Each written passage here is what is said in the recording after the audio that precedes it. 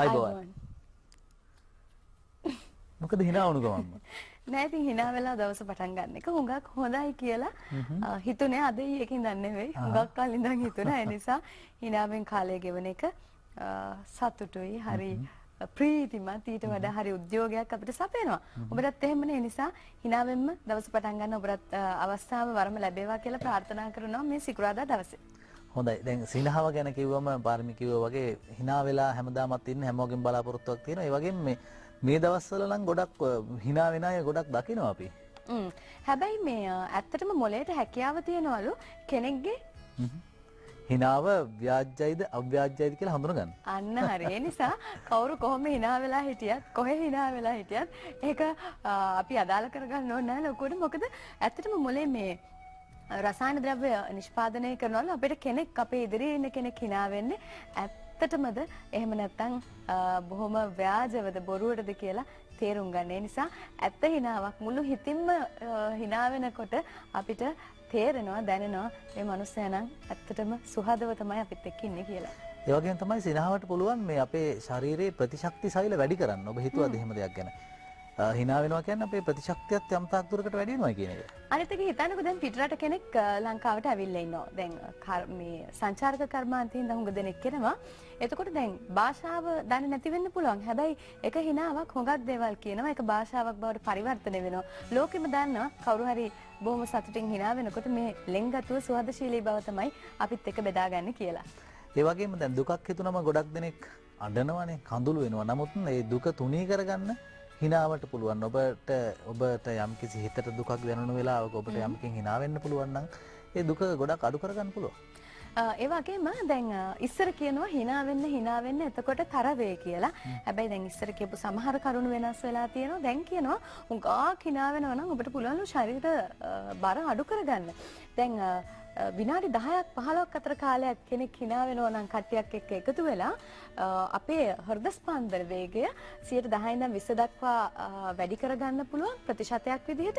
ඒ වගේම ඒ නිසාම කැලරි යම්කිසි ප්‍රමාණයක් දහනය වීමට ලක් වෙනවා. ඒ නිසා කට්ටියක් එක්ක එකතු වෙලා හොඳට hina වෙනකොට නිරෝගීව ඉන්න පුළුවන් කියන එකත් මතක තියාගන්න. ඔව්. ඉතින් එහෙම කියනකොට ඔබ හිතන්න එපා මුළු දවසේම hina වුණාම අර ව්‍යායාම එහෙම කරන්නේ නැතුව කැලරි ඔක්කොම අඩු කරගන්න පුළුවන් කියලා. එහෙම නෙමෙයි. එතකොට තවත් hina යනවා. එහෙම හිතුවා. එහෙම හිතුවා. හොඳයි.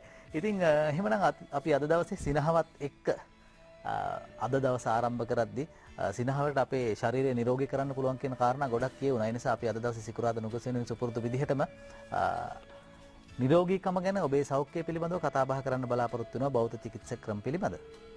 ඔව්. හරි එහෙනම් අපි අද දවසේ කොහොමද පෙළ ගැස්ම කියලාත් මතක් කරමු. අපි බොහොම හිඳාඹුසු මුහුණින් මේ පිළිබඳව මතක් කරනවා. බොහොම මේ විශ්වාසයක් හිතේ තියාගෙන. මොකද අපි දන්නවා අපි මේ ඉදිරිපත් කරන දේවල් තුලින් අද දවසේ පෙළ ගැස්ම තුලින් ඔබේ ජීවිතයට යම්කිසි වටිනා දෙයක් එකතු කරගන්න පුළුවන් වෙයි කියලා. මුලින්ම අපි නිරෝගීකම වෙනුවෙන් සෞඛ්‍ය වෙනුවෙන් වෙන් කරන වෙලාව. ඔව් ඒ වගේම අපි බලාපොරොත්තු වෙනවා මේ ජල සම්පත පිළිබඳව කතා බහ කරන්න. ජලය සුරකින්නට ඕනි. ඒ ගැන කතා කරන්න බලාපොරොත්තු වෙනවා. ඒ වගේම අපි රසට ඒ වගේම ගුණදායක බව රැකෙන විදිහට ලංකා සෝය එක්ක එකතු වෙලා කොහොමද කෑමක් හදාගන්නේ කියලා කියලා දෙනවා. ලංකා සෝයමයි පාවිච්චි කරන්නේ ඒකට. මාගේ දේශය අවදි කරන වෙන පේරාදෙණිය විශ්වවිද්‍යාලයේ කලා අවුලල පිළිබඳව කතා බහක් අද දවසේ තිබෙනවා. දැන් සිකුරාදා නුගසවන කියන්නේ අපි ගෝල් ජොජෝබා නිෂ්පාදන පෙළට අවස්ථාවක් දෙනවා. මේ නිෂ්පාදන පෙළ පිළිබඳව කතා කරන්න අදත් සූදානම්. නීතිය ගැන ඔබ දැනුවත් කරන්නත් අද සුපුරුදු විදිහට අපි සූදානම් වෙනවා. ඒ වගේම මේ සොඳුරු කැදැල්ලෙන් හිතවතෙක් මුණ ගැහෙනවාද මේ අපේ රංගන ක්ෂේත්‍රයේ ඉන්න ප්‍රවීණෙක් ඔහු එක්ක කතා බහ කරන්නත් අපේ සූදානමක් තියෙනවා. හොඳයි. මේ හැම දෙයක් එක්කම සිකුරාදා නුගසෙවණත් එක්ක ඔබ රැඳී ඉන්න. හිනහව ගැන කතා කරපු නිසා සිනහව ගැන ගීතයකින් එහෙම හොඳයි. අනිත් එක මේ හොඳට hina වෙලා ඉන්නකොට අනිත් අයගේ ආකර්ෂණය දිනා ගන්න පුළුවන් හොඳම මාර්ගයක බවට පත් වෙනවලු.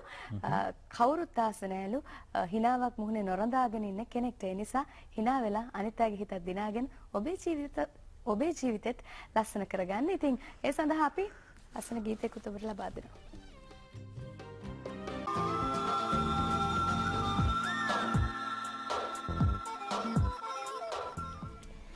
දරුවෙක් පවුලට එකතු වීම තුළ ජීවිතේ hinaවෙන් පිරෙයි කියලා හුඟක් දෙනෙක් හිතනවා නෙවෙයි. ඒක තමයි ඇත්ත. ජීවිතේ ලොකු සතුටක් කවදාවත් නොවිඳපු දෙයක් දරුවෙක් එක්ක ජීවිතයට ඇතුල් වෙනවා. හැබැයි දැන් පෙරම් පුරාගෙන හුඟක් බලාපොරොත්තු සහිත විඳලා දරුවා ටික ටික ලොකු වෙනකොට උස්මහත් වෙනකොට මේ සතුට යන්න පුළුවන් යම් කිසි රෝගාබාධයක් දරුවට තිබ්බොත් සහ මේකට නිසි ප්‍රතිකාර ක්‍රමයක් අපිට හොයා දෙන්නට බැරි වුණොත් ඒ නිසා අපි බෞද්ධ චිකිත්සක ක්‍රම ඔස්සේ කොහොමද මේ දරුවෙක්ට අවශ්‍ය කාලෙදී දරුවෙක්ට අවශ්‍ය වර්ධනයට උදව්වක් දෙන්න කියන කාරණේ කතා කරන්න සූදානම්. ඉතින් ඒ සඳහා අපි තෝරගත්තෙත් මේ දරුවන්ගේ විශේෂයේදී ඒ සඳහා ප්‍රමුඛම කෙනෙක් ප්‍රවීණම කෙනෙක් ඒ තමයි සුපුරුදු විදිහට අපිත් එක්ක එකතු වෙන කොළඹ රිජ්ජ ආර්යාල අමාරෝහලේ ප්‍රධාන බෞද්ධ චිකිත්සක ආචාර්ය ජාලිය මුදවැල් මහත්මයා. අයබෝන් ඔබතුමා. අයබෝන්. අපි අද දවසේ මේ දරුවන් ගැන කතා කරද්දී දරුවන්ගේ ක්‍රියාකාරකම් පිළිබඳව කතා බහ කරන්න බලාපොරොත්තු වෙනවා. මේ පාරමී කිව්වා වගේ දරුවෙක් කියන්නේ අම්මා කෙනෙකුට තාත්තා කෙනෙකුට වටිනාම සම්පත. ඉතින් ඒ දරුවා ඇවිදිනකම්, නැගිටිනකම්, පෙරලෙනකම් කොයිතරම් බලාගෙන ඉන්නවද අම්මයි තාත්තයි ඇඟිලි ගැනගෙන. ඒ නිසා අපි මේ ක්‍රියාකාරකම් පිළිබඳව කතා බහ කරද්දී තියෙන ප්‍රශ්නයක් තමයි මේ අනිත් අයගේ දරුවෝ ඇවිදිනකොට තාම අපේ දරුවෝ ඇවිදින්නේ නැහැ. ක්‍රියාකාරකම් ප්‍රමාදයි. මේ ගැන මෙහෙම වෙනවා. ඉතින් මේ ප්‍රමාද වෙනවා කියන්නේ මොකක්ද කියන කාරණේ ගැන කතා කරමු. ඔව් ඇත්තටම මේ ක්‍රියාකාරකම් ප්‍රමාද වීම අපි මේක ඉංග්‍රීසියෙන් delayed milestones කියලා කියනවා. ඔබ දන්නවා ඇති අර මේ උපන්දින සුබ පැතුම් වල යන්නේ ජීවන මගේ පළවෙනි සත කණු පසු කරන එවැනි තත්ත්වවලද ඒ කියන්නේ අපි මේවා චතපම් කණු කියලා කියන්නේ ජීවිතයේ තියෙන ස්නායු පද්ධතිය වැඩෙද්දී එක එක කාල පරිච්ඡේදවලදී කරන ක්‍රියාකාරකම්. උදාහරණයක් විදිහට අපි කියමු මාස 3කදී දරුවෙක් ඔළුව උස්සන්න ඕන. ඔළුව කෙලින් තියාගෙන ඉන්න ඕනේ.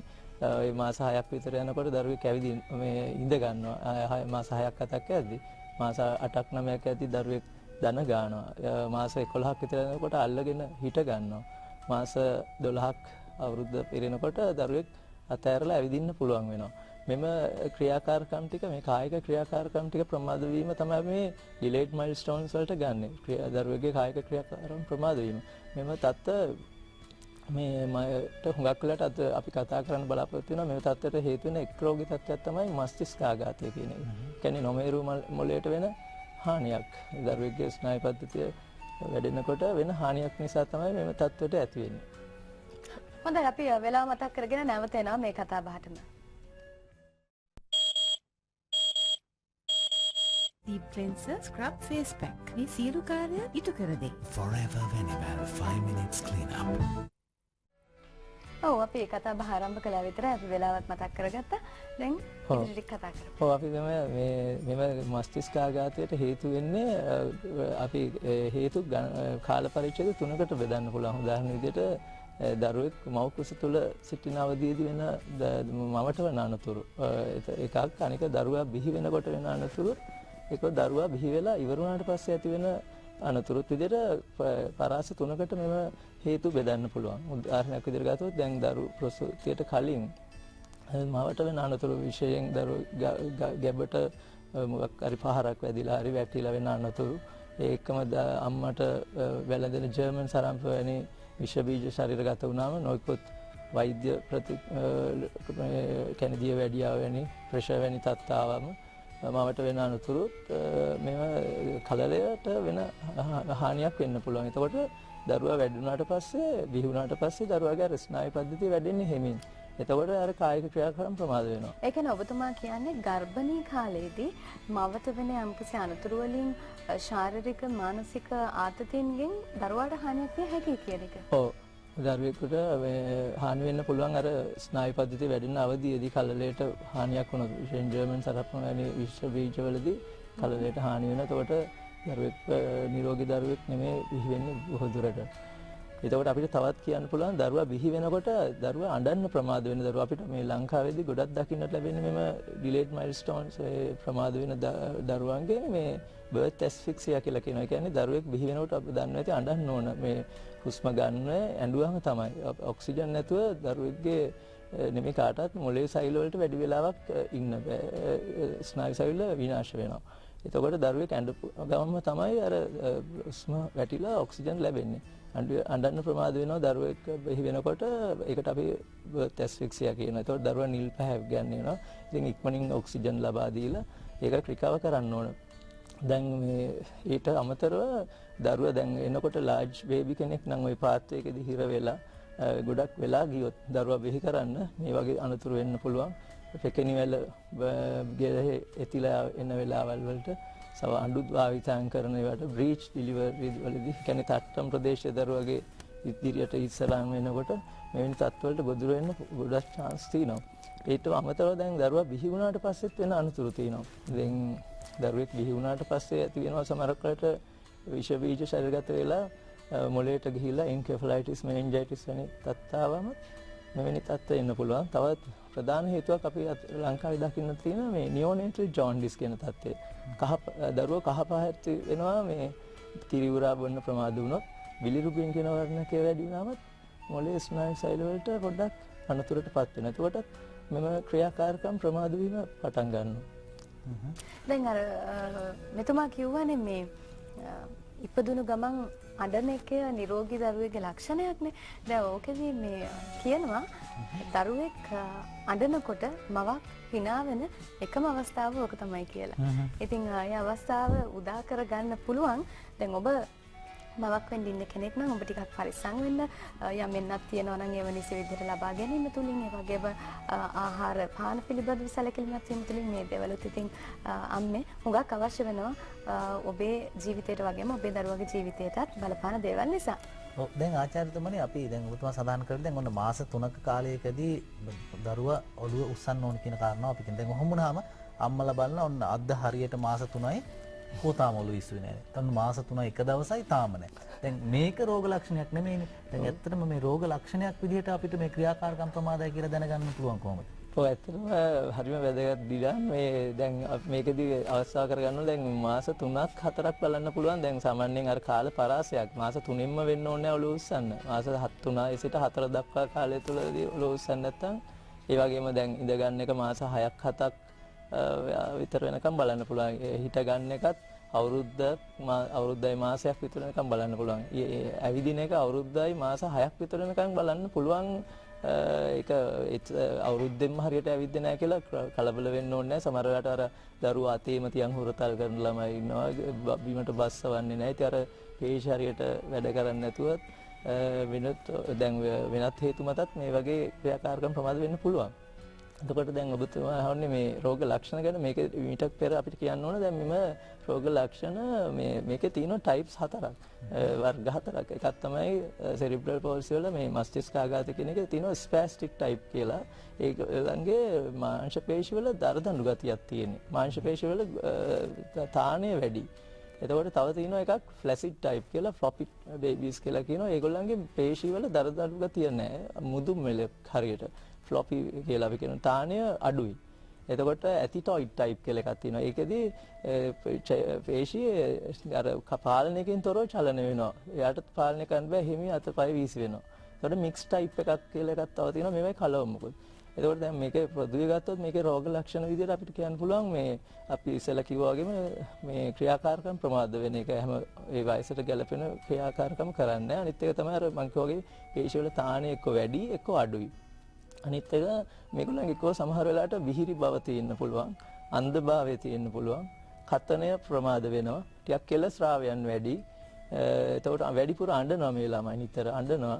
එතකොට පොඩ්ඩක් මානසික පැත්තෙනුත් සමහර වෙලාවට අඩුයි. දැන් අර නිසි වයසට දැන් අපි කියමු දරුවා අම්මා අඳුන ගන්න එක, තාත්තා අඳුන ගන්න එක, ඒ වගේම ටිකක් අඩුයි. මානසික වයසත් අඩුයි. අපි මේකට කියනවා අර IQ ටෙස්ට් කියලා අපි කරනවා. ඒ කියන්නේ මානසික වයසයි chronological age එකයි අතර රේෂියෝ එකයි. mental age එකයි chronological age එකයි අතර රේෂියෝ එකක් අරගෙන එතනදී බලනවා එයා ඉන්නේ නිසි මානසික වයසේදී කියලා.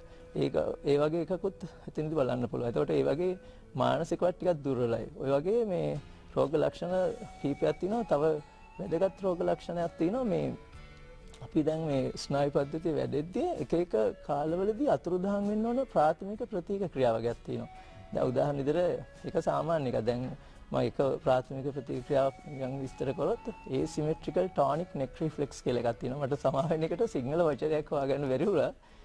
ඒකෙදි වෙන්නේ දැන් ඕන දරුවෙක්ගේ හිස හැරෙව්වොත් උරහිස දෙසට මාස 3කට පෙර ඕනම දරුවෙක් ප්‍රතිචාර දක්වන හිස හරවන පැත්තේ අත දික් වෙනවා. හිසට පිටිපස්සේ අත අපි කියනවා දැන් ඔක්සිපුට් හෑන්ඩ් කියලා හිසට පිටිපස්සේ ඒ අත නැවෙනවා.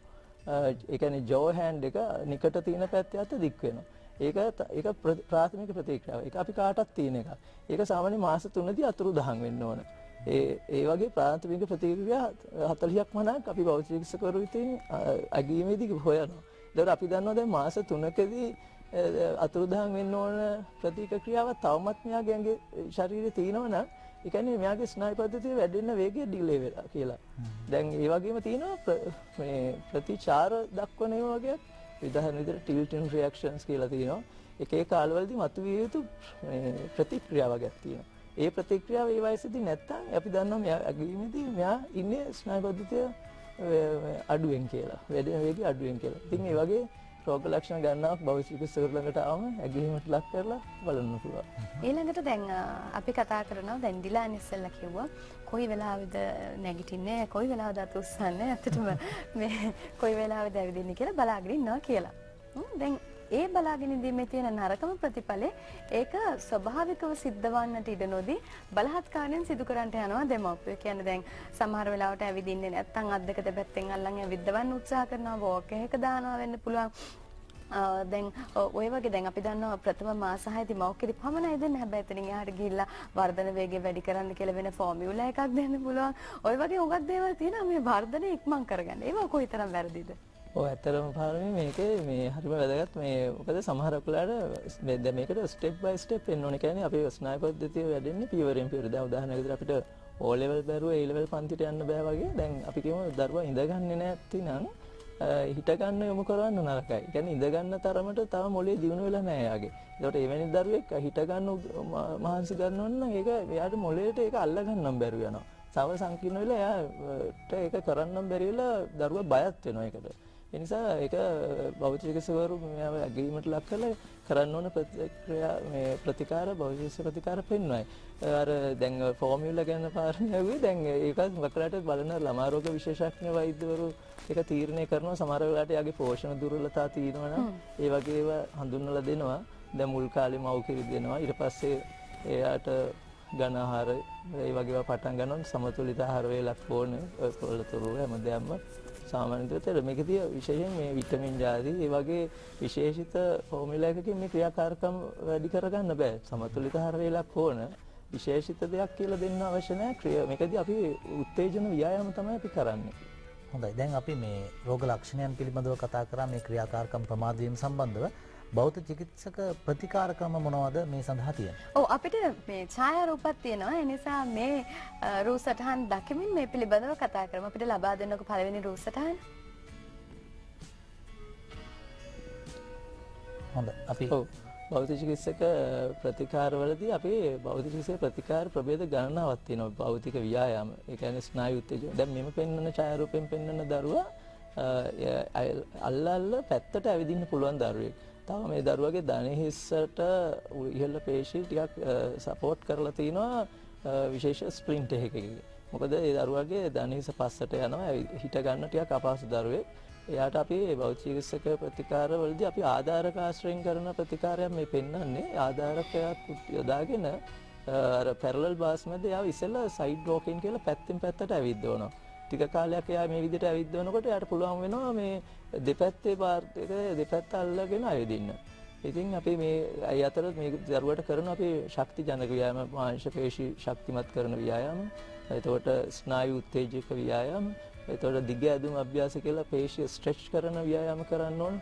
මේ දැන් පේනවා ඇති මේ දරුවගේ පොඩ්ඩක් අර බෙන්ඩ් වෙලක් තින්නේ. දැන් ඔය හැම්ස්ට්‍රින්ග් කියන පේශිය ටිකක් එයාගේ කෙටි තියෙන්න ඕන. දිග එයාගේ උසට වයසට ගැලපෙන ප්‍රමාණයට අඩුයි. එතකොට ඒ දිග ඇදුම් අභ්‍යාස කරන්න ඕන. දැන් මේ දවස්වල පොඩි කතිකාවක් යන මේ ස්ට්‍රෙචින් එක්සර්සයිස් ගැනත් පොඩි මත දෙක තුනක් තියෙනවා. මේක හැබැයි අවස්ථා කරගන්න ඕන. සමහර වෙලාවට මේ දිග ඇදුම් අභ්‍යාස මේ වෙනි දරුවන්ට කරනකොට භෞතික චිකිත්සකවරු ප්‍රවීණව දන්නවා ඒක අර දරුවට රිදෙන්නේ නැති වෙන්න දරුවගේ දැන් මේදී අර අපි කිව්වනේ දරදඬු කරනවා කියලා පේශේ දරදඬු කිරිල්ල වැඩි කරනවා කියලා මතයක් තියෙනවා ස්ට්‍රෙච් කරද්දී. ඒක අපි දන්නවා භෞතික චිකිත්සකවරු ඒක හැන්ඩල් කරන්න.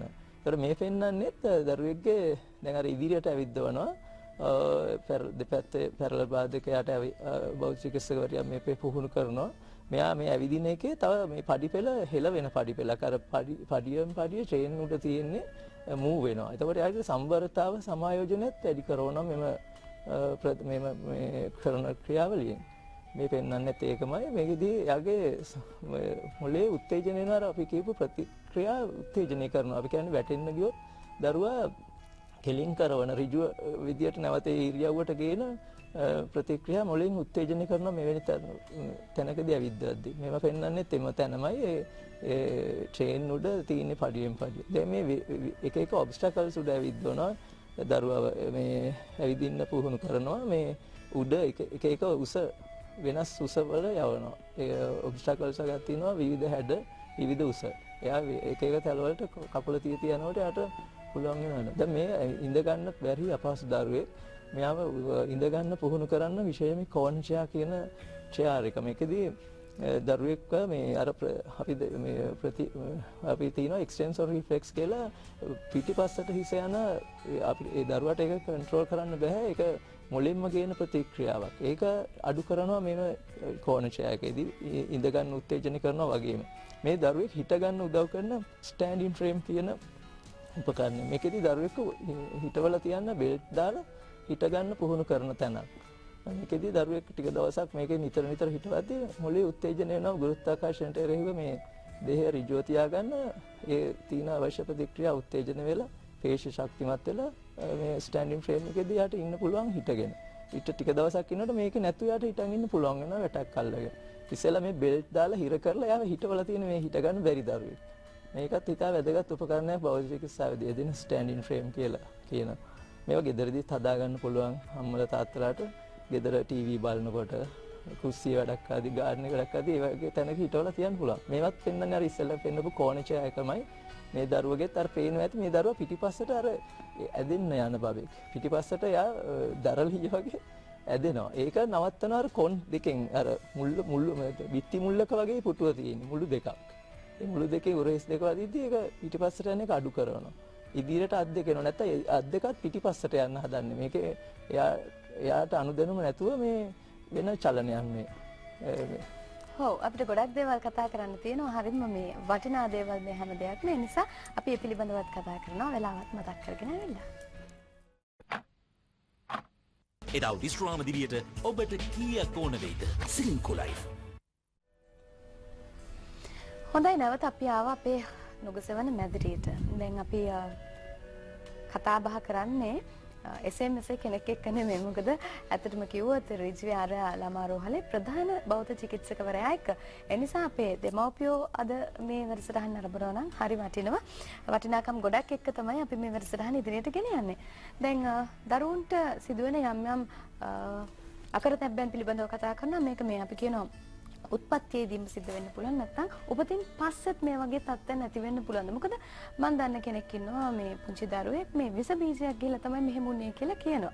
ඉතින් ඒ වගේ තත්ත්වයන් වෙන්න පුළුවන්ද? ඔව් අපි අර ඉදිරි ඉස්සලා කිව්වා අර දරුවෙක් බිහි වුණාට පස්සෙත් මොළයට ඇති වෙන ආසාදන තත්ත්වයන් විශේෂයෙන් එන්කෙෆලයිටිස් මෙනින්ජයිටිස් තත්ත්වවලනේ ඒ තත්ත්වවලදී කියන්නේ විෂ බීජයක් මොළයට හරි මොළේ වටේ තියෙන පටල වලට හරි ගියාම ඇති වෙන ප්‍රදාහය නිසා ස්නායු පද්ධතිය වැඩෙන වේගය අඩු වෙන්න පුළුවන්.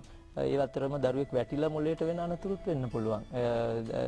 තවත් දරුවාගේ හෝමෝන වෙනස්කම් වලිනුත් හුඟක් වෙලාවට ඔය තයිරොයිඩ් හෝමෝන වල වෙනස්කම් වලට මේක වෙනවා.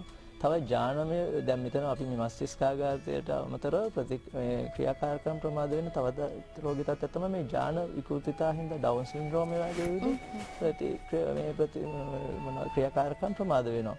එවැනි දරුවන්ගෙත් ඒගොල්ලන්ගේ එක්ස්ට්‍රා X ක්‍රෝමසෝම් එකක් තියෙනවා 21 වෙනි ජාන කට්ටලේ. ඉතින් ඒ අයගෙත් උපතින්ම යාගේ ප්‍රමාදයි ක්‍රියාකාරකම්.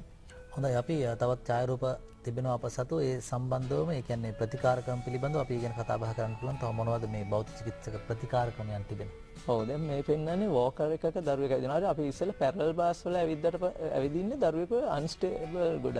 දැන් අල්ලන එක දරුවාගේ ස්ටේබල් වෙන්න ඕන මුලදී. එතකොට දරුවට විශ්වාසයක් එනවා. දැන් ඒක තව ටිකක් දියුණු කරලා මේ දරුවා තවත් ඉදිරියට ගෙනලා තිනවා වෝකර් එකකට දීලා. දැන් මේකදී එයා අල්ලන එකත් මූව් වෙනවනේ. චලනය වෙන. එතකොට එයාට වැඩ දෙකක් හිතන්න ඕන. එයාගේ ඇඟත් එයා තව පාලනය කරගන්න ඕනේ. එයා ග්‍රහණය කරන වස්තුවත් එහෙට මෙහෙට යනවා. එතකොට ඉක්මනින් එයාගේ වෝකින් පැටර්න් එක ඇවිදින්න පුහුණුව ගන්න පුළුවන්. සමා වෙන්න මේ පුංචි බාධා කිරීමක් කරාට මේ දැන් මේම මේ අපි අහලා තියෙනවා ඉස්සරහම වෝකර් එක දාන්න ඉක්මනට ඇවිදිනවා. පස්සේ කියනවා වෝකර් එකක දාන්න එපා, වෝකර් එකක් දෙන්න එපා දරුවෙක්ට. මොකද කොච්චර ඉක්මනට ඇවිද්දත් මේ පුංචි බකලයක් තියෙන්න පුළුවන්. දැන් අපි මේ දකින්නේ බෞද්ධ චිකිත්සකවරයෙක් නිර්දේශ කරපු වෝකර් එකක් නේද? ඔව් මේක විශේෂිත වෝකර් එකක්. දැන් අර පාරමී කිව්වේ මේ දැන් අපි කියනවා අර බෝල් එක් වගේ කකුල් වල බකලතාවය එනවා දරුවෙක් මාස 7න් 8න් සමහර දානවා ගෙදරවල මේ සාමාන්‍ය දරුවෙකුත් ක්‍රියාකාරම් ප්‍රමාද වෙන දරුවෝ නෙමෙයි අර අම්මගේ ලේසියට දරුවෝ ඉක්මනින් අර තියාගන්න ලේසියට ගන්නවා. එතකොට අර දරුවා ඉක්මනින්ම එයාගේ බර මෝරන්න කලින් අස්ති මෝරන්න කලින් ඇඟේ බර දෙපාට වැටෙද්දී ඒ අස්ති බකල වෙනවා. ඒක බෝලෙක් කියලා අපි ජීනු වේරම් කියලා ඉදිරියට වැඩසටහනදී වුණ අපිට කතා කරන්න පුළුවන්. ඒ හින්දා දැන් මෙතනදි පෙන්වන්නේ භෞතික චිකිත්සකවරු නිර්දේශ කරලා තිනවා මෙයා ඇවිදින්න ඕන වයසට ඇවිල්ලා තියෙන්නේ. එයාගේ අස්ති මෝරලා එයා දැන් ඇත්තට ප්‍රමාදත් වෙලා ඇවිදින වයසටත් එහා ගිහිල්ලා. එතකොට අපි මේ වෙලාවට අවිද්දවන්න ඕන වෝකර් එකක් දීලා. මේකෙදි විශේෂ නිර්දේශ කරපු එකක් ඒ වෝකර් එකේ පිටිපස්සට බ්‍රේක් තියෙනවා. එයාට යන්න බැරි වුණොත් පිටිපස්සට හේතු වුණොත් පිටිපස්සට චලනය වෙන්නේ නැහැ. ඒකේ තියෙනවා බ්‍රේක් දෙකක් ඒ වෝකර් එකේ. ඒක හරි වැදගත්. දරුවට ඇවිද ගන්න බැරි වුණොත් එයා ඒකට හේතු වෙලා ඉන්න පුළුවන්. ඕනනම් මූව් කරලා ඉස්සරහට යන්න පුළුවන්. එවැනි වෝකර් එකක්. හොඳයි. තවත් ඡායාරූප සමග මේක මේ ෆිසියෝ බෝල් කියලා මේක හරිම වැදගත්. අර අපි කියපු මේ මසල් ටෝන් එක අඩු කරගන්න, ශරීර ශක්තිමත් කරගන්න, ප්‍රාථමික ප්‍රතික්‍රියා තියෙනවා ඒවා අතුරුදහන් කරන්න, අවශ්‍ය වෙන ප්‍රතික්‍රියා උත්තේජනය කරන්න. මේ ජිම් බෝල් කියනවා, ෆිසියෝ බෝල් කියනවා. මේක මේ බොබත් ටෙක්නික්ස් වලදී අපි ෆිසියෝതെරපිස්ට්යි ගොඩාක් දේවල් මේ බෝලේ මකින් කරන්න පුළුවන්. මේක ගෙදරදිත් අම්මලා තාත්තලාට උදව් මේ කියලා දෙනවා කරන හැටි. මෙම මේ ෆිසියෝ බෝල් එකෙන් ඇත්තට ජිම් එකක් ගෙදර තියෙනවා වගේ. ඒතරටම දේවල් ගොඩක් තියෙනවා මේ ජිම් මේ බෝලේ යොදාගෙන කරන්න දේවල්. හොඳයි අපි කොයිතරම් දේවල් කතා කරනවදනේ? කොයිතරම් වටිනවද? දැන් පුංචි දරුවෝ ඉන්න අම්මා කෙනෙක් හරි උනන්දුයි ගොඩක් දේවල් කරන්න දරුවගේ යහපත ගැන හිතලා. හැබැයි ඒ දේවල්ම සමහර වෙලාවට නරකට හිටින්නත් පුළුවන්. ඒ නිසා තමයි මේ පිළිබඳව අපි හොඳ දැනුවත් වීමක සිටිය යුත්තේ. දැන් අම්මා කෙනෙක් විතර නෙමෙයි තාත්තා කෙනෙකුත් එහෙමද? ඔව්. මේ දැන්